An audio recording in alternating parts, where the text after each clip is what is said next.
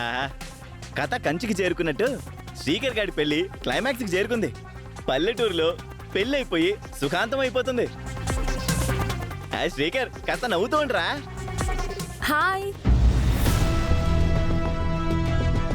శుభమా అంటూ పెళ్లికి వెళ్తుంటే 3 పిల్లులు ఎదురొచ్చాయి.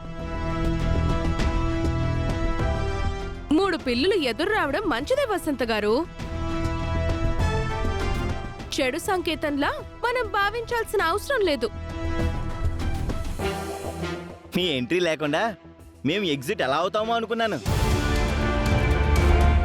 అలాగే అయ్యింది. ఎంతకీ ఏంటి మ్యాటర్? ఊరికే పెద్ద బావా, జస్ట్ ఆల్ ది బెస్ట్ చెప్దామని వచ్చాము అంతే. నువ్వు అంతే అన్నావంటే అందులో చాలా అర్థాలుంటాయవని. ఉండవా ఏంటి మరి? ఎన్ని అర్థాలున్నాయో వెతుక్కోండి. దొరికిన వాళ్ళకి దొరికినన్ని. నువ్వు మాకు ఆల్ ది బెస్ట్ చెప్పినందుకు థ్యాంక్స్.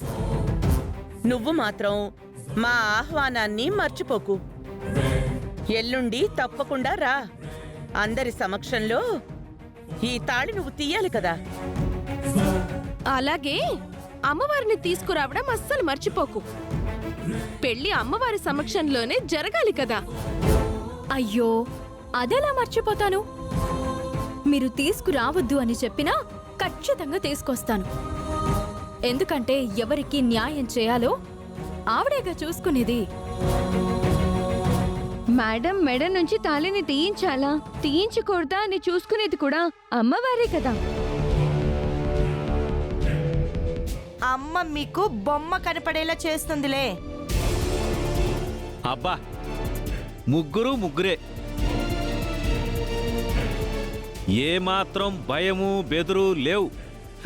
ఖచ్చితంగా మా వాళ్లకు చుక్కలు కనపడతాయి. బావా, ఇది తీసుకో. ఏంటది? ఎల్లుండి మన వెడ్డింగ్ యానివర్సరీ కదా. ఆ రోజు నీతో కలిసి గడపాలని నీకు బట్టల్ని తీసుకున్నాను. ఎంచక్క ఇద్దరం పెళ్లి రోజుని జరుపుకుందామని అనుకున్నాను. బట్ నువ్వు అందుబాటులో ఉండడం లేదు. అందుకే నా తరపున ఈ గిఫ్ట్. అడ్వాన్స్ హ్యాపీ యానివర్సరీ బావా. ఎందుకు మొహమాట పడతావు? తీసుకోవాలని మనసులో ఉంటుంది. అందరూ ఉన్నారు కదా అని ఆలోచిస్తున్నట్టున్నాడు పాపం. మనోళ్ళ మధ్య మొహమాటం ఎందుకే? తీసుకో.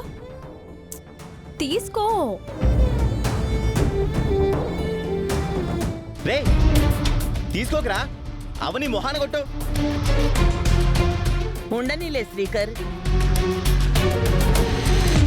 ఇప్పటికే గెలుపు తన వైపుందని విర్రవీగుతుంది. తను ఇచ్చిన బట్టలను పెళ్లినాడు కట్టుకుంటాడని అహంకారం చూపెడుతోంది. అది జరగని క్షణాన గర్వం దిగుతుంది. మేడం గారిది అహంకారం కాదండి, భర్త మీదున్న అమితమైన ప్రేమ. నువ్వు నోరు మీవే తెంగరబుచ్చి. అవనిని అమ్మలా భావించినందుకే ఎంతలా ఎగిరెగిరి పడుతున్నావు? నిజంగా కన్నతల్లి అయ్యుంటే ఇంకెంత అతి చేసుండేదానివో. అప్పుడైనా నేను ఇలాగే ఉండేదాన్నండి. చూడండి, మన ఆలోచనలు ఒకలా ఉన్నాయి, అవని ఆలోచనలు మరొకలా ఉన్నాయి. ఇరువురి మధ్య మంచి చెడులను నిర్ణయించే అమ్మవారుంది. మనం ముందుకు వెళ్ళినంత మాత్రాన ఇది తప్పైతే గనక జరిగిపోదు. అవని వెనక్కు లాగినంత మాత్రాన ఇది ఒప్పు అయితే ఆగిపోదు. దైవం మీద భారం. ఇక బయలుదేరదాం పదండి. అవని, ఇదే నీకు చివరి అవకాశం. అక్షయ్ విషయంలో నువ్విప్పటికైనా మంచి నిర్ణయం తీసుకుంటే నేను ఈ పెళ్లిని ఆపేస్తాను. నీకు దగ్గరవ్వాలనుంది, దూరం కావాలని లేదు. ఇప్పటికీ నువ్వు మాయ గురించి ఎటువంటి ఆధారాలను చూపించలేకపోయావు. ఇంక నేనేం చేయలేను. నీ వలన కలిగిన సంతానం కాదని నేనెలా అనగలను? అలా అంటే నేను ఆడదానిని ఎలా అవుతాను? అక్షయ మన ప్రేమకు గుర్తు కాదు, మన బంధానికి ప్రతిరూపం కాదు. పరాయి సంతానమని ఒప్పుకుంటే నేను అమ్మనెందుకు అవుతాను? అమ్మతనంను చితి మీద కాల్ చేసిన దాన్ని అవుతాను. అప్పుడు నేను నీకు దగ్గర కావడం కంటే శాశ్వతంగా దూరం అయిపోవడమే మంచిది. ఇంతకాలం నేను పోరాడుతుంది ఊరికే టైంపాస్కి కాదు బావా. ఇదిగో ఈ తాళి బంధాన్ని కాపాడుకోవడానికి, అలాగే పేగుబంధం పవిత్రమైనదని నిరూపించుకోవడానికి. ఈ తాళి మీద నాకు నమ్మకం ఉంది. ఆఖరి నిమిషంలోనైనా అద్భుతం జరిగి పెళ్లి ఆగిపోతుంది. గెలుపు నన్ను వరిస్తుంది. చూస్తూ ఉండండి.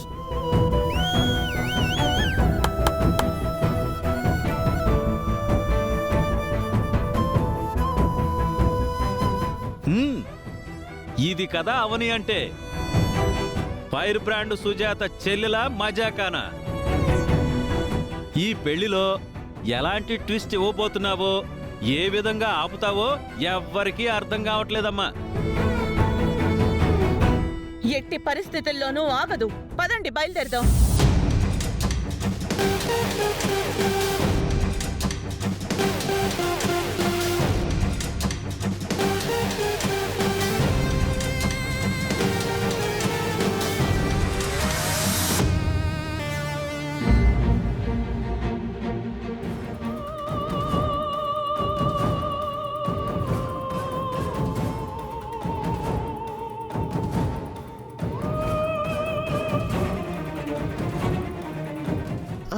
నేను బయలుదేరుతున్నాను.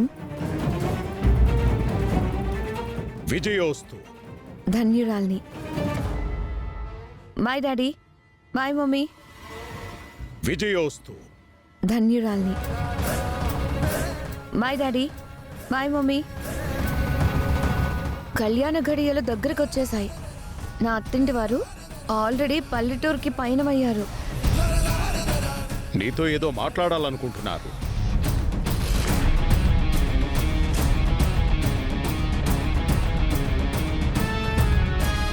చెప్పండి తల్లిదండ్రులారా. వినాశకాలే విపరీత బుద్ధి. ఇంతకంటే ఇంకేం చెప్పగలను? చెడిపోటానికి చాలా మార్గాలు, చాలా అవకాశాలు దుష్టశక్తులు ప్రసాదిస్తాయి. బాగుపడ్డానికి మాత్రం దైవం 3 మంచి అవకాశాలనిస్తుంది. చాలా అవకాశాలు దుష్టశక్తులు ప్రసాదిస్తాయి. బాగుపడ్డానికి మాత్రం దైవం 3 మంచి అవకాశాలనిస్తుంది. ఇది నీకు చివరి అవకాశం అనుకో. మనసు మార్చుకో. సారీ,